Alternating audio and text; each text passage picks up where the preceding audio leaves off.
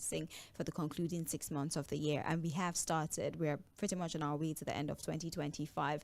But for those of you who probably are tuning in for the first time and you're wondering where you are, well, this is Mainland 98.3 FM. The sound of Lagos. My name is Sage Babalola. A lot of things happened over the course of the weekend. I'm super excited about, and I should say that we are very grateful for how you turned up for our Mainland FM Kiddies party. It was great, and I should say that there were some lapses here and there. It's the first time, right? It's supposed to be an opportunity for us to learn so that we can plan better. But I dare say that the children had a fantastic time, and it was so nice to meet some of you in person. I met a few people, Stevie Kello, I believe.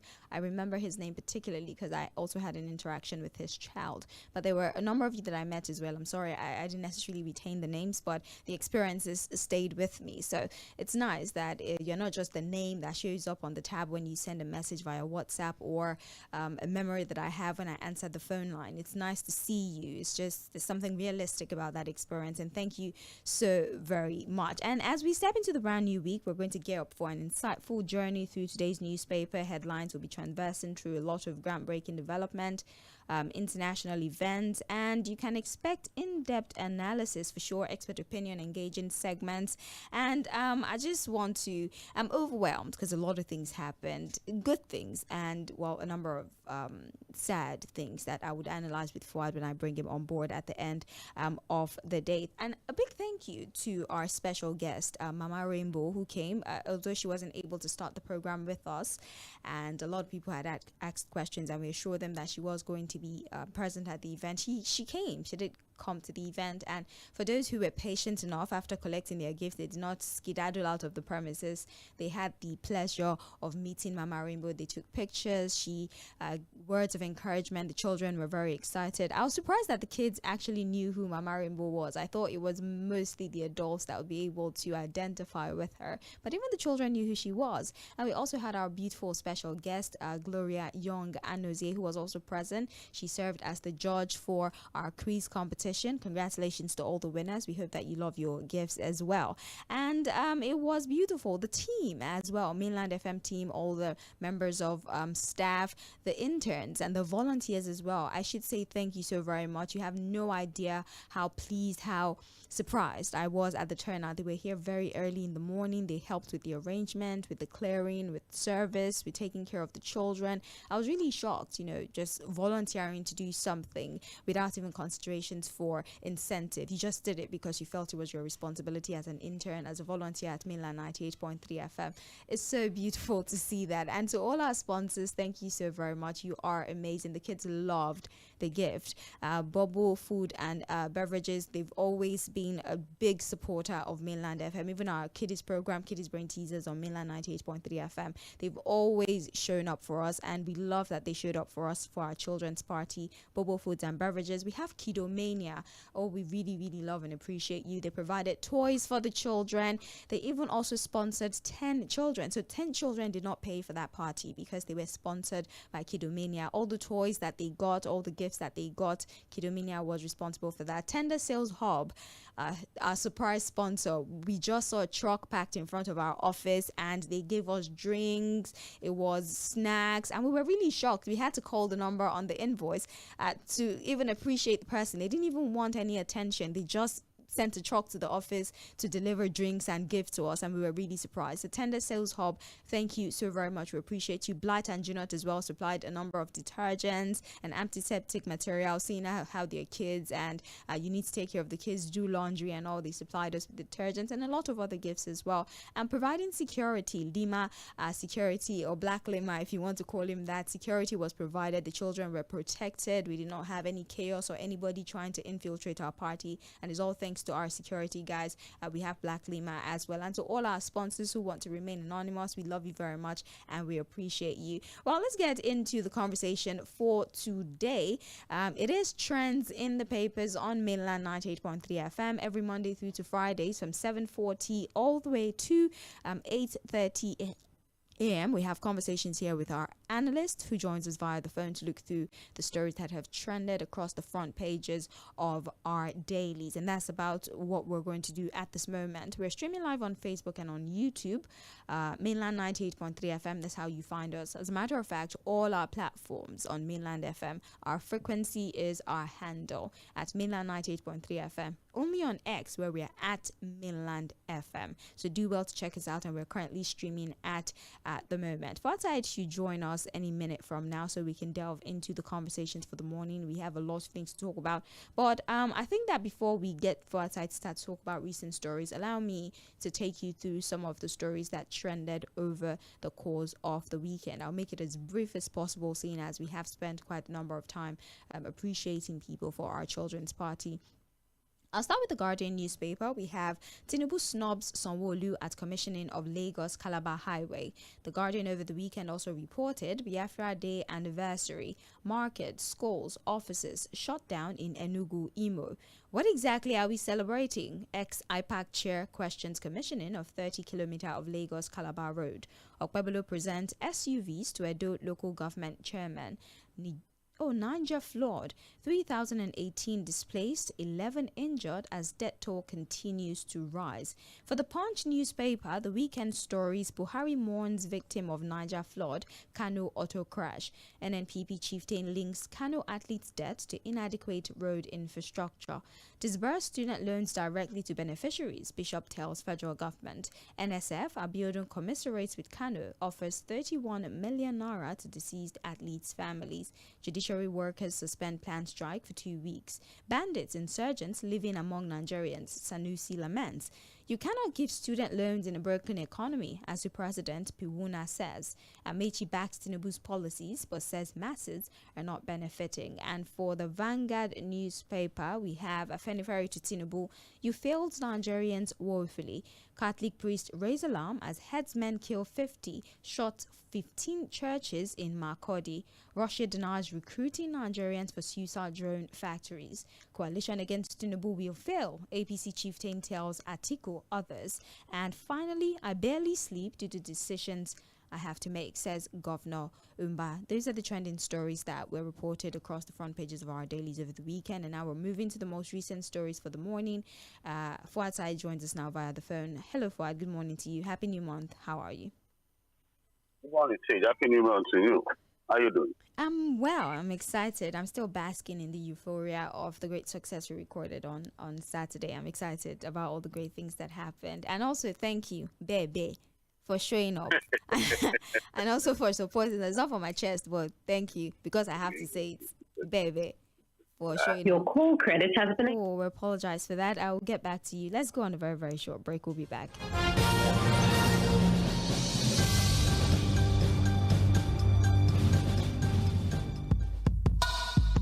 Knowledge is power. Information is key. And that is why we aim to unlock the doors of opinion, unveiling the stories that need to be told. The Morning Express on Mainland 98.3 FM from 5 a.m. to 11 a.m. as we invoke the thought-provoking discussion, tackle the tough questions, challenge assumption, and give a voice to the unheard. This is the Morning Express on Mainland 98.3 FM. Welcome on board the Morning Express. Good morning.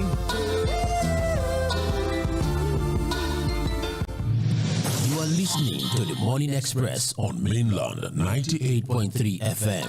Good morning.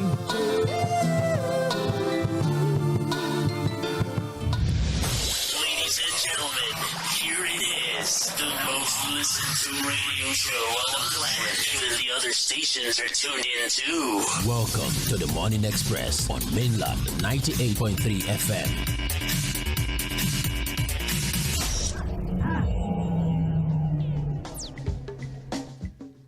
Oga Police, no worry, I see you. You know you can do the right thing, right?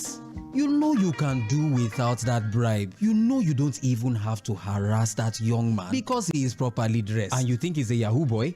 You don't even have to assault that citizen whom you have sworn an oath to protect. Yes, We understand that the pay is not good enough to take you home, that you are still wearing a uniform that you bought with your own money 5 years ago. It's no news that the government has not done enough by you. We feel your pain and we wish things could be different as we continue to call on government to wake up to their responsibilities. We want the police to be our friends, just as it is boldly stated across the various police stations nationwide. And from mainland 98.3 FM, we implore you to do better. We love you and we support you always. Knowledge is power. Information is key. And that is why we aim to unlock the doors of opinion, unveiling the stories that need to be told. The Morning Express on mainland 98.3 FM from 5 a.m. to 11 a.m. as we invoke the thought-provoking discussion, tackle the tough questions, challenge assumption, and give a voice to the unheard. This is the Morning Express on mainland 98.3 FM. Welcome on board the Morning Express. Good morning.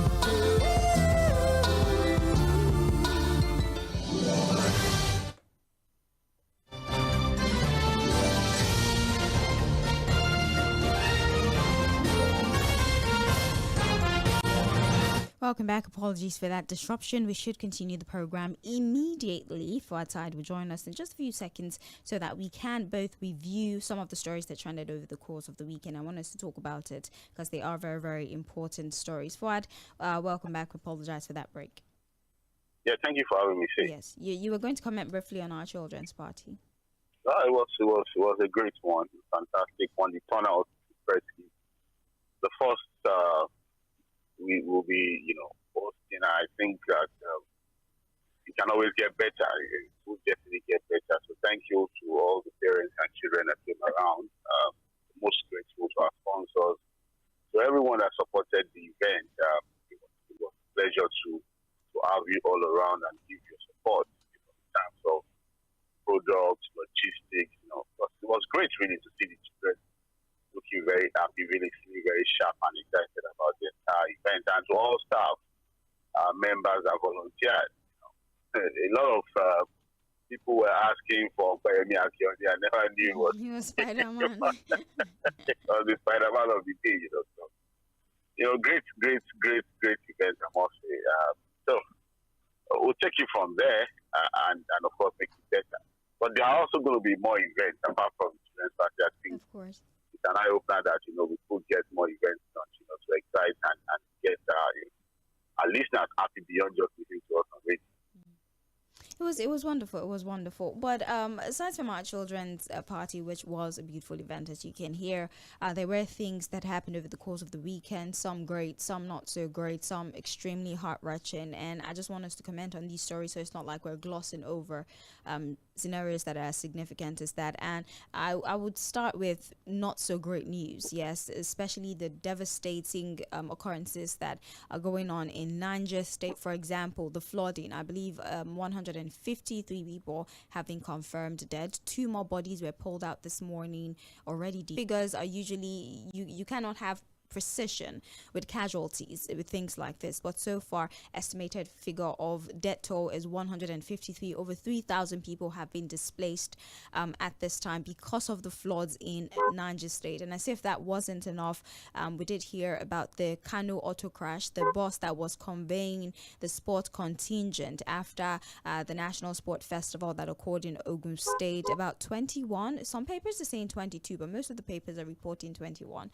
persons died. This sports contingent, they were athletes, they were journalists.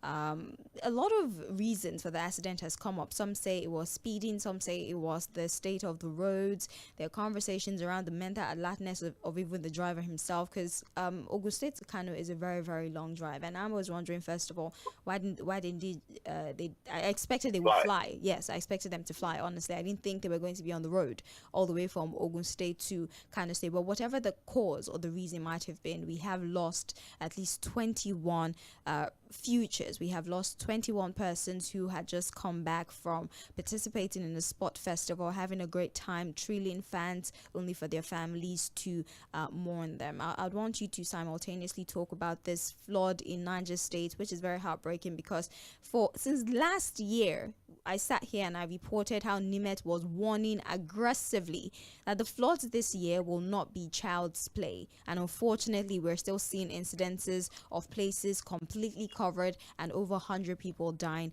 because of this incident. Fuad. Well, two sad events, two sad occurrences. The first, the flooding in Mokwa. More people are still being pulled out of, the area. So people around that communities are warning of, a possible pandemic. Yes. There could be an outbreak of cholera. There could be an outbreak of waterborne diseases. Yeah, waterborne diseases. So, again, it's just important that our health officials, the emergency response institutions also go into that area to see how they can disinfect, ensure that we don't begin to suffer from loss of life because of waterborne disease and what have you. I think in the papers today it said that there are about 7 states that are already preparing to begin to evacuate people from flood-prone areas in different states. I think Kogi, Bayelsa, Jigawa, about 7 states. Remember that last year we had something similar. Yes. It was so bad that even in Maiduguri suffered flooding from the collapse of the dam. So again, we are hoping that with all of the money that have come from NIME as early as April this year, someone somewhere is taking this warning very serious. The rains appear a bit delayed. So it means that it's probably going to come much, much later on in the year. We're in June and the rains are just coming. So if, that one rain or 2 days of rain has caused this amount of damage and loss of life, just imagine what different parts of the country see. Are we keeping an eye on them? The Lagdo Dam in Cameroon, for example, the ones in different parts of the country. Also, communities living by riverine areas, riverine communities. What are we doing? Are we dredging our canals? Are we dredging the river so that they can take in more water when the rains eventually come heavy? Yeah. So all these things are things I think we should start getting serious about. The governor should please sit in their state. This idea of jumping around around the president, wherever he goes, they go. I should stop, at least at this time. Let them sit back in their different states to look at some of these things. Activate all the emergency response units in their different states. Let the local governments involved. People that need to be evacuated should be evacuated now, not until when something happens and then we begin to go into this, emergency response stop. This is the time to do what we need to do to reduce whatever would happen from the incidents of flooding that would definitely come in the course of the year.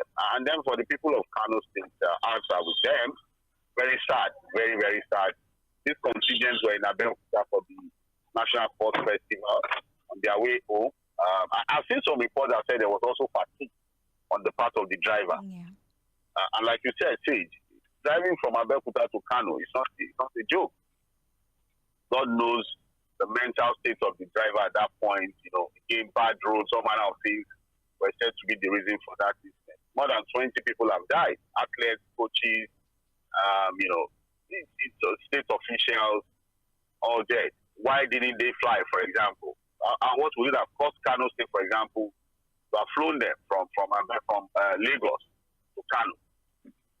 All manner of questions, about how we treat sports, how we treat our athletes, and what have you. But it's what it is. I think the papers are saying that even the governor of Ogun State, Mr. Abiodun, has sent a delegation to Kano State to commensurate with them. Yeah. I think he has said he's going to support each of the families with 1 million naira each. Yeah. Well, it's unfortunate, but these things will always happen. When death comes, it will always come one way or the other. So it's a sad event. And I'm hoping that we can always avoid some of these things in the future. Well, there seems to be trouble in paradise for outside, and I'm glad the men spoke about it yesterday in Political Roundtable. The president and his reaction to Governor Sanwo-Olu of Lagos State at the commissioning of the 30 kilometers. I wish 300, but it's 30 kilometers out of over 700 kilometers of road. They decided to commission it. Okay. The president was here in Lagos, yes, and the governor seemed to have been snubbed because he was shaking hands with the delegation, but he just skipped right over the governor who had bowed and ready to receive his handshake. And so obviously there's been a lot of analysis. Is there something wrong? What's going on with the relationship, the president and the governor? I mean, the governor is pretty much the president's son, so to speak, or should I say adopted son.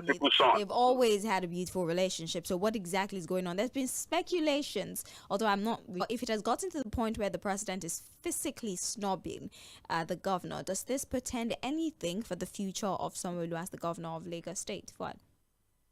Well, it's danger ahead, really. It's trouble ahead, whether anybody likes it or not. This thing don't just happen by accident. It's been a bit consistent. The president has been in Lagos for almost a week, if not more than a week. Right. And it's been a bit of a frosty relationship. There have been visible situations where it looks like the president is not happy with the governor. We're not sure of anything yet. And I like the fact that we're not being a bit over speculative about the issue. But it is what it is. The president, it was obvious that the president avoided shaking the hands of the governor. And that in itself shows that, look, there might be trouble in paradise, as you put it. Because if the president is not going to be diplomatic enough to hide if there was something wrong between himself and the governor, so if he's going to bring it to the public space, it means that there's something wrong somewhere. You know, Political Roundtable also said yesterday that, look, it was supposed to be a Lagos event. Yes, it's a federal road, a federal project. But we are the host state. The governor is supposed to be hosting everybody that was coming to that commissioning. But the governor looked like a guest in that event. Say, the governor was hardly visible. Every time, for every of the pictures we saw, he was far, far behind the president. He was supposed to be beside the president as the host governor. In fact, in terms of protocol, it was expected that he was going to be the one that would be introducing people at that event to the president as the host governor. But it was hardly visible. We even doubt if the host traditional rulers of Iru and Elegushi, those were their communities. We doubted if they were even present at all at that particular event. So a lot of speculations are out there. But if it is true that the president is not happy with Sanwo-Olu to the point where the president would publicly snub him the way he did, he should start to call his pastors for some special prayer. For you, what? Issō-Oru, you start immediately. You know what they call Issō-Oru? I have no idea. Actually. But you know, there's also a lot of talk about the decision of the president and his team to commission 30 kilometers out of 700 kilometers. 700. So if we continue in this trajectory, 2 years you do 30, 4 years you probably do so that means 15 kilometers per year. Yeah, 60. So even if you do the entire 8 years, you probably do 120 kilometers out of 700. So why are we commissioning? I mean, you can check it. You can do like a survey. You know, you go there with the delegation. How much work has high tech done? Okay, let's look at it like a review. But to sit down to do that level of jamboree ceremony for 30 kilometers of road out of over 700. There's been a lot of questions about why was that necessary. It's 30 kilometers. You can't even use the 30 kilometers yet. So even in 8 years, if you continue at this pace, you do 120. So the remaining over 500 will probably be handled by the next administration. I know the fear. And you know the fear. What's the fear? Because again, we've had several cases of abandoned projects in different parts of the country. Projects have started, someone else comes in and just abandons it. So people are afraid that, look, if at this snail speed of 15 kilometers per year, because 30 kilometers is 2 years, what it means that if, for example, the president does not get a second term, what will be the fate of that project? See, you're talking about 8 years, 8 years is guaranteed for the president. I said even if he completes 8 years, So even at 8 years with this speed, it means he's would have been able to do only about 120 kilometers out of 700. But if he does not get a second term, there's going to be trouble for that particular project. You know, there are still questions about why we decided that was going to be the choice road construction, because we have several other roads that need attention in different parts of the country. I'm not going to go into the details of why the president felt so committed to that particular project, especially that section that was rushed through, that particular 30 kilometers first base of the project. You know, business interest, conflict of interest, all of those kinds of things that we want to give the details this one. But it is what it is. That the commission, unfair jamboree. But the snubbing of the governor of Lagos State took the shine out of the entire event for me, and means that Sanwo-Olu has to start some special prayer. If it's true that the president is not happy with him. Indeed. Well, most of these stories actually appear on the front pages of our daily. So I've pretty much started going into the stories for this morning. But since they are developing stories, is why I decided to start with them. This is still trends in the papers on Mainland 98.3 FM, The Sound of Lagos. We are reviewing the papers. And finally, before we go to the story about Dangote and his recent comments about petrol prices in Nigeria being 55% below West Africa's average, Governor Mgsmåɪᴜ of Akwa Ibom, yes, he was also in the news a lot over the weekend and even this morning. He has commented on the viral video of his daughter where she had said that, she's not a sacrifice. And this is me saying what she said verbatim. This is not, I'm reporting what she has said. She said she's not a sacrifice, amongst other things, speculations, about her mother's death not being ordinary. Those were the speculation being the operative word here. And Governor Mgsmåɪᴜ has reacted. He was asked by reporters about his thoughts with the trending video. And he says, first of all, it's not a new video. That video was since last year after his wife died. That was when that video happened. And the comments were made out of distraught. His daughter was shaking at the moment and she was going through an emotional period, and that's why she made these comments, and it had been addressed. And so the fact that that video is trending right now when politicking is rife is strange, and he believes that video surfacing and trending again is the work of mischief makers who are trying to taint his image, seen as they're about to get into politicking proper, and his family is intact. He pointed out even the daughter who made that comment, because she was amongst the crowd. Some people are now calling her the first lady of Akwa Ibom State. I don't know why. Well, she was in the crowd. He pointed her out, said everything is fine. That was a statement made out of emotional distraught, and mischief makers are propagating that video to taint his image because the elections are close. That was a summary of his comment on that video. Fuad. Whatever it is, he needs to tidy up his own front. If you understand what I'm saying. If there was no video, mischief makers would not have gotten the opportunity to use it to cause any mischief, as he said. If you understand what I'm saying, the video was made, and those allegations are damning. If you understand what I mean, if your daughter is telling you that you sacrificed their mother for whatever reason, so he needs to do more. It's not about the daughter being in the crowd or not being in the crowd, because again there could be a lot of fence mending and all those kinds of things. But I think that he's also a pastor. So he could well go into special prayers to ensure that the family is intact, so that another video does not surface on social media again. Politics is about also playing it dirty. And when you have that kind of thing, you look at the timing to throw it out, to throw dirt at your opponent. So Pastor Enon also understands the game. He's also a politician. So he just has to tidy up his own front and ensure that such dirty videos, quote unquote, does not get into the public space, because people would always use it against him.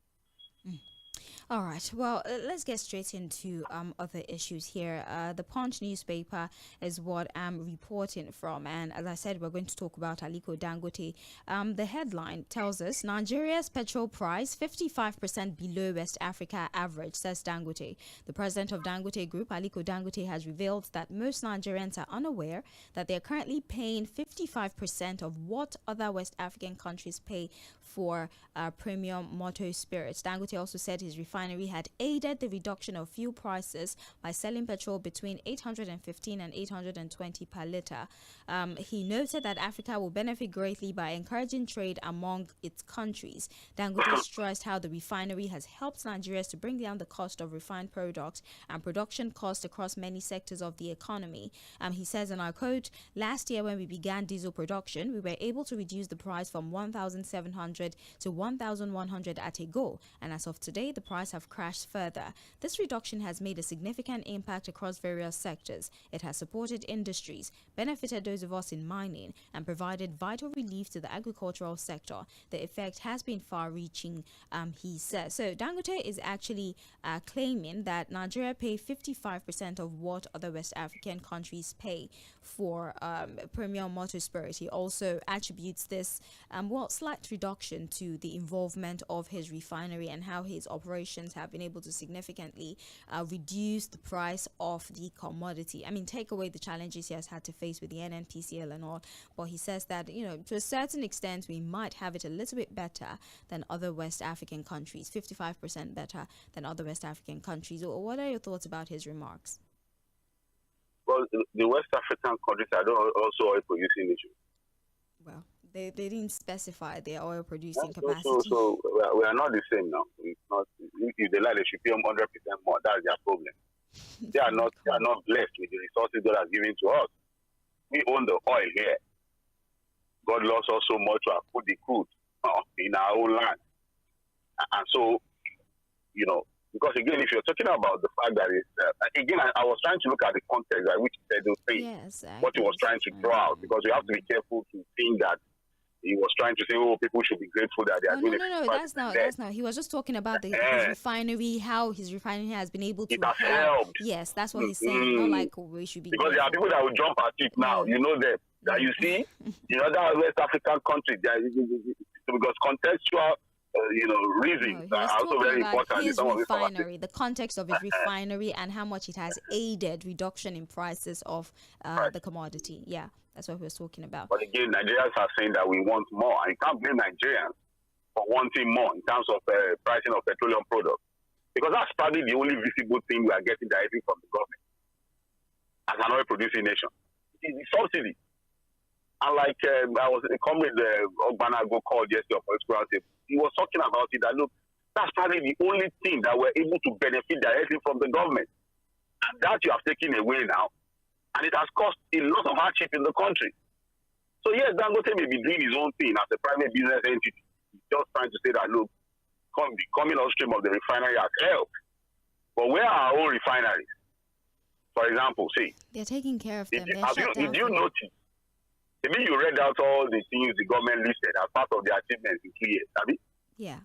Did you notice that deliberately they didn't put the refineries in the list? They're still working on it. So what were the things we commissioned before? The military and the people, did they take media to those refineries to say they are now working? So they shut it down again. To repair, yeah. Repair what? Something that you have just fixed. This gap. So all the $3 billion has gone down the drain. Is that what they are telling us? We are back to square one. The refineries are short again. I wish I had the answers, honestly. I don't. The people that would answer the questions are usually quite ambiguous when they answer these questions. So to avoid speculating, although we know that a lack of information usually gives room for speculation. And that's just, I wish that they would communicate better, honestly. That's the report that we have regarding the comment that was made by Dangote about how his refinery has been quite beneficial in controlling the price of the product. That story is on page 34 of the Dangote newspaper, of the Punch of the Punch newspaper. I'm so sorry. We have this headline here: defamation. Natasha to appear in court on Tuesday. The suspended senator representing Kogi Central Senatorial District of Kogi State will appear in court on Tuesday as summoned. Although her counsel has expressed uncertainty about whether the federal government planned to arraign her on Tuesday, but he says whatever the plans of the federal government, her as a law-abiding citizen will comply with court directive. I think it's great that we're now actually talking to the courts. That's who we were supposed to talk to in the first instance, because conversations on social media, we can only talk about it. There's really nothing we can do about it except talk about it. But now that the right authority is on this, the court of law, present your evidence, prove the allegations that you have made. Allegations of sexual harassment, allegations of planned assassination are hefty. And now the federal government is mostly counter-suing. It's not like they're leveling any allegation against her. So they're mostly just counter-suing some of the allegations she has made, and she's supposed to be in court on Tuesday. Do you have any comments on that? Well, it's a case in court, so that we don't go subject it. We just leave it as a case in court, as a developing story. I see breaks in the courts as we get more information during the proceedings. We continue to report it, but there's a concern on why we have to go criminal on a case of defamation. The decision of the federal government to criminalize this case of defamation Because again, if Oduang had made this allegation, why not allow the individuals involved take her to court? Because what it means, Sage, is that look, since it has now become a criminal case, if she appears in court today, she could be detained and be heading to jail. Because it means that she may not, if the government decides to present her in court and decides to make it a criminal case. You remember DᴏɪＲ Fᴏᴜᴜs case? Yeah. So once it becomes a criminal matter, it's no longer a civil thing, she could be detained further if she's not granted bail. If the court decide that they are not going to grant her, because that becomes a criminal matter. So it means that she could be detained until, because they have to argue for bail. That's why a counsel is saying they are not even sure what the federal government decides to do, how they're going to present her in court tomorrow or not. So again, you know, if you don't talk about this idea of decriminalizing the idea of defamation. But again, this is going to be a good case for us to see how it will all be handled. But a lot of Nigerians are worried as to why this has to go criminal. Since she has made allegations, the people she has alleged are still alive. Why not allow them go to court and slug it out? Seek damages, seek redress, if she has tarnished their image in any form. But again, you know, these arguments will never end. Lawyers will never agree on whether defamation can be criminal or not. And they are still part of our laws that also allows for these things to be done. But we'll keep an eye on this, case and see how it goes. Indeed. Well, let's test the law and see how the law is going to handle this particular situation. The individuals. What I'm just saying is that we could see a situation where she could be heading to jail to protect, because there will be argument for bail since it's not a criminal matter. Yeah. Well, again, like you said, let's see what the position of the law is. How the federal government will handle the case on this particular situation. That is on page 7. Allow me to just read the rest of the headlines that we have here. NDLEA intercepts Saudi-bound pilgrims with drugs. It's very funny that you'll be going to a holy ground to pray. Yes. And then you will carry drugs. To go and do what exactly? But I mean, we can applaud the NDLEA. They've been quite active, I dare say. They've been very, very, very serious about this clampdown on drugs and trafficking and what have you. So it's glad that they've been intercepted. But I really don't understand why anybody wants to move drugs to a place where people want to go and pray. It's terrible. It's on page 5. Is that their prayer, man? I don't know. I don't know. I don't move drugs. I don't know what their mindset. I don't know what goes on in their minds. That's on page 5. We have withheld allocation. Osun taps project fund to pay local government workers. It's a very terrible situation that is going on in Osun State, and I'm trying to dig out that particular story so that we can read what exactly is. Okay, I found it. Thank God. We have the Osun State government has said it has been using funds initially meant for its various developmental projects to pay different categories of workers who draw salaries from the local government allocation. The Attorney General and Commissioner for Justice, Oluwole Jimi Bada, has sued the Attorney General of the Federation and the Minister of Justice, Lateef Fagbemi, at the Supreme Court over the federal government withholding of local government allocation. And the Punch reports that the PDP and APC in the state have been battling for control of local council since Akure Appeal Court judgment on the sacked chairmen and councillors elected on October 12, 2022. Everybody knows about the whole local government tussle that's going on in Osun State. Let's not waste time with that. Let's talk about the most recent development. It turns out, because of this crisis, and you know the court had said that we cannot or you should not release funds to any state who does not have their local government properly constituted. Unfortunately, because of the internal tussle, Osun State is in that category, and because of that, they've not been getting local government allocation.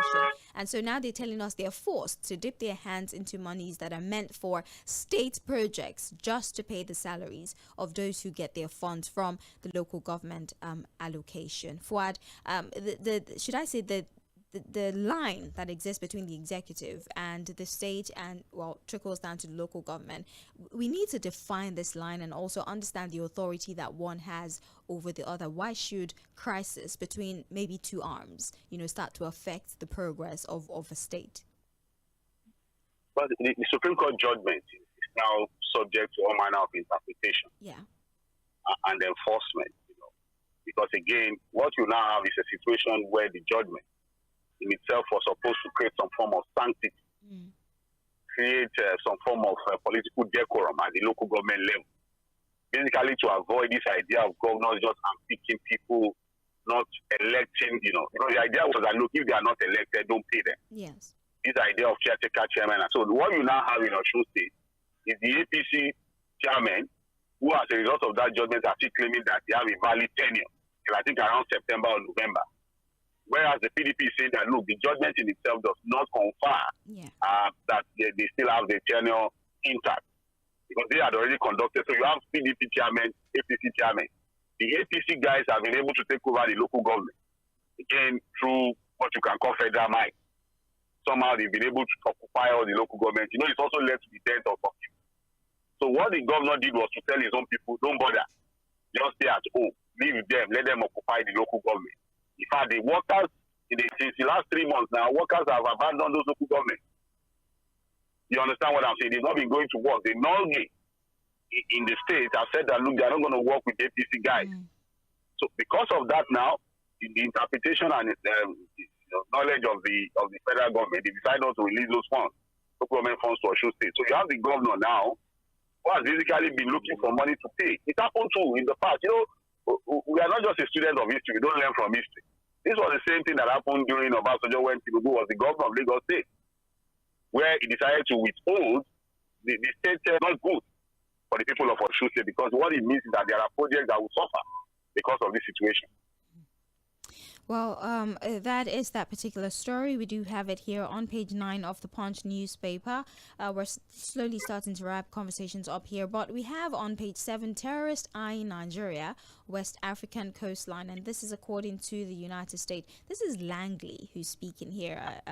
Over growing effort by extremist group and terrorists in the Sahel to gain access to West Africa's coastline, describing the recent attacks in Nigeria, the wider Sahel, and the Lake Chad Basin as deeply troubling. He warned that terrorists' access to the coast would significantly boost their capacity for smuggling and arms trafficking, and he also says that they would begin to affect the United States as well if they're able to gain full control of the coastline. So this is not just Nigeria. I know that sometimes the headline is just to emphasize our participation in this conversation, but he was speaking broadly about the West African coastline, Chad, Lake Chad, Nigeria, amongst others. And he's saying that because of the porosity of our coastlines and our borders as well, it's a perfect way for arms to be smuggled, kidnapping and trafficking, most of which these terrorists use to fund their ridiculous campaign of coursing carnage. And once these people are empowered because they're able to access these coastlines, not only would it affect Africa as a continent, it will start to sip into the United States, because the United States does have interest in a lot of African countries. Fouad. It's a wake-up call, and I think we have to take it serious. Because again, in Niger, Burkina Faso, and Mali, these are landlocked states. Yes. Landlocked countries. So what the general is trying to tell Nigeria particularly is that, look, they want some access to our coastline. That's why they are even pushing further into Nigeria. Yeah. Also. Hello?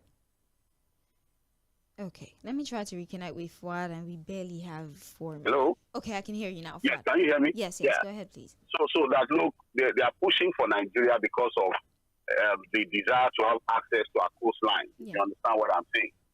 That because, again, it helps them with bringing up weapons and all of that. So it's just about our authorities, and that's why we must never allow them to take control of any part of the country. You understand what I'm saying? Mm-hmm. Because as it is, in Burkina Faso, for example, they are well entrenched in the entire Sahel region, down to Niger, just by our borders. These guys are well entrenched. And we just have to continue to pay attention to these things. So what he's saying is that, look, while they might be getting weapons from the Maghreb region, these guys also think that it's also better, the better way of also getting weapons if they have access to the West African coastline to Nigeria. Well, that is that story. I want us to move to The Guardian and talk about this report. Soyinka praises Amaechi for giving Tinubu a dose of his own medicine. Nobel laureate Professor Wole Soyinka has praised former Minister of Transportation Rotimi Amaechi for his stance during the All Progressives Congress presidential primaries in 2022, describing it as a bold refusal to step down for then candidate Bola Tinubu. Because of our time, I'll just summarize. Rotimi Amaechi had his birthday. It was in May, but he decided to celebrate, right? 60th birthday, decided decided to celebrate a few days ago. And the Nobel laureate says that one of the reasons he had to be physically present at that celebration is because he applauds the temerity of Rotimi Amaechi during the primaries in 2022 for his refusal to step down. Because we saw a lot of them. I hereby yield the ground. I hereby yield the ground. That was pretty much what that event was all about. People yielding. But Rotimi Amaechi 11 of them I hereby yield. That was as if it was rehearsed. But he refused, and he stayed. Yes, he did not see it through. He was not able to get through, but says he applauded his decision to actually go toe to toe with the then candidate, who is now President Bola Ahmed Tinubu. Fouad. Well, I can say the top Professor Olusegun keeping it intact. He's two friends. He's friends with Rotimi Amaechi. He's also friends with the president. Yeah. And that's why you saw that he attended the two events hosted by these two friends. He was in Lagos at the commissioning of the Lagos-Calabar Coastal Highway. He also quickly made time to attend Rotimi Amaechi's 60th birthday. And if you look at what he said, he was trying to say that, look, these are two strong politicians who have been able to push through to attain whatever they've been able to attain politically. I think it's just the man who wants to keep it intact. His two friends who are now political adversaries. At that birthday, that's what Amaechi's birthday, a lot was said. A lot of very interesting things were said. Malam Nasir El-Rufai saying that we are now governed by Oban Band.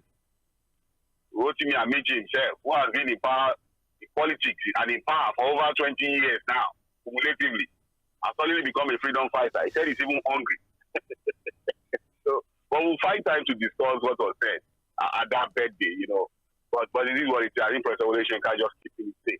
Two friends who may be going head to head, maybe not as candidates, but at different political platforms ahead of 2027. Right. We are unfortunately out of time, so let me just read the remaining headlines we have on the front page of The Guardian. We have 2027 opposition coalition shop for candidate as APC mocks efforts is on page 6 of The Guardian newspaper. We have here forum appeals for relocation of Giwa barracks as IEDs kill 9 in Borno. That is on page 3. We have Arawa grieves over Niger flood disaster and Kano accident. That's on page 20. Economy not in crisis, says presidency, as Afenifere rates Tinubu low. That is on page 3. We have subscribers lament as fiber cuts disrupt service nationwide. I was shocked this morning too because I had recharged and for some reason it didn't come through. But there's been a lot of connection problems, and I believe this is due to the fiber cut, as the report is telling us here. And we have mother allegedly hired thugs to beat vice principal for confiscating son's phone during WAEC. That's on page 7 of the Guardian newspaper. I'm just